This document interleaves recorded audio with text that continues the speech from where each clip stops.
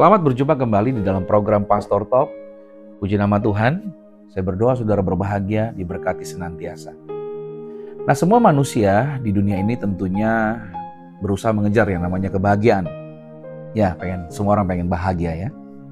Dunia menjanjikan kebahagiaan lewat harta, lewat kekuasaan, popularitas, keinginan yang terpenuhi. Namun Yesus datang dan menawarkan definisi yang jauh berbeda. Begitu paradoks menurut dunia, atau terbalik dengan konsep dunia. Tetapi justru itulah sumber kebahagiaan sejati yang tidak dapat dicuri oleh keadaan.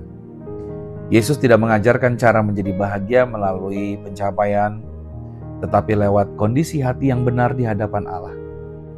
Karena kebahagiaan sejati bukanlah dari luar ke dalam, melainkan dari dalam ke luar. Kalau kita lihat di dalam Matius 5 ayat 1 sampai dengan 12, kita akan menjumpai ada 3 prinsip besar di dalam teks yang disampaikan Yesus pada saat dia berkhotbah di bukit. Yang pertama, bahagia itu bukan karena apa yang kita miliki, tetapi karena siapa yang kita miliki. Pada ayat yang ketiga dikatakan, berbahagialah orang yang miskin di hadapan Allah. Nah, dalam dunia, miskin pasti tidak bahagia. Itu pasti di dunia ini. Tapi justru Yesus berkata, ketika kita menyadari kita tidak punya apapun untuk dibanggakan, saat itulah kita paling siap menerima kerajaan sorga. Bahagia bukan ketika kita merasa cukup, tetapi ketika kita tahu Yesus adalah kecukupan kita. Dunia ini berkata, andalkan dirimu sendiri. Tetapi Yesus berkata, andalkan aku. Nah, ketika hati kita tidak lagi bergantung pada materi, tidak lagi bergantung pada pujian manusia atau prestasi, disitulah kita menemukan sukacita yang tidak tergoncangkan. Yang kedua, saudara, bahagia bukan karena hidup tanpa masalah, tetapi karena Allah menjadi penghibur dan pembela kita. Nah, berbahagialah orang yang berduka cita. Pada ayat yang keempat dikatakan seperti itu. Bahkan dikatakan lagi pada ayat yang keenam, berbahagialah orang yang lapar dan haus akan kebenaran. Yesus tidak berkata hidup tanpa air mata. Yesus berkata air mata kita tidak akan sia-sia. Dunia ini berkata bahagia itu tidak boleh ada kesedihan. Tetapi Yesus berkata justru di tengah-tengah duka cita sekalipun, kasih dan penghiburan Tuhan tetap nyata bagi kehidupan kita. Dunia berkata pilih yang aman, pilih yang nyaman. Yesus berkata, kejar kebenaran walaupun harus dibayar mahal. Kita ini, saudara, menang bukan karena keadaannya baik-baik saja, tetapi karena Tuhan selalu hadir dalam segala keadaan kita. Yang ketiga, saudara, bahagia itu pilihan. Ingat dan garis bawahi bahwa memiliki hati yang seperti Kristus itu pilihan buat setiap kita. Dan di ayat yang kelima sampai 9 diingatkan, berbahagialah orang yang lemah lembut. Berbahagialah orang yang berbelas kasihan, berbahagialah orang yang suci hatinya, berbahagialah orang yang membawa damai.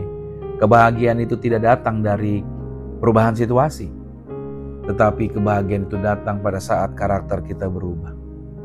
Dunia ini selalu mengingatkan dan mengarahkan serta berkata, balaskan dendammu, buktikanlah dirimu, utamakanlah dirimu.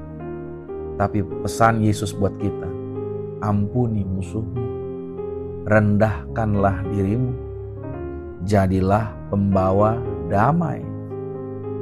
Kan terdengar paradoks, bertolak belakang dengan apa yang dunia katakan. Namun justru disitulah kebahagiaan yang sejati dapat dijumpai. Karena ketika kita memiliki karakter Kristus, maka kita menikmati apa yang Tuhan nikmati. Hidup kita ini bisa dinikmati oleh Tuhan. Ketika kita bisa menikmati apa yang Tuhan nikmati, makanya disinilah karakter itu dibutuhkan, perubahan karakter hidup kita dibutuhkan. Nah, berarti closingnya adalah ada upah besar yang menanti kita.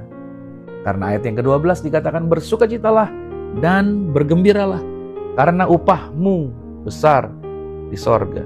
Dunia hanya menawarkan kebahagiaan sementara. Yesus memberikan kebahagiaan yang kekal. Kita boleh kehilangan hal-hal duniawi, tetapi kita tidak pernah kehilangan Yesus.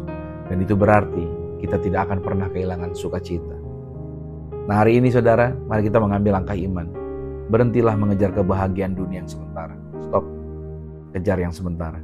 Izinkan Kristus mengubah cara kita melihat kehidupan ini. Biarkan Roh Kudus memenuhi hati kita dengan sukacita yang tidak tergoncang.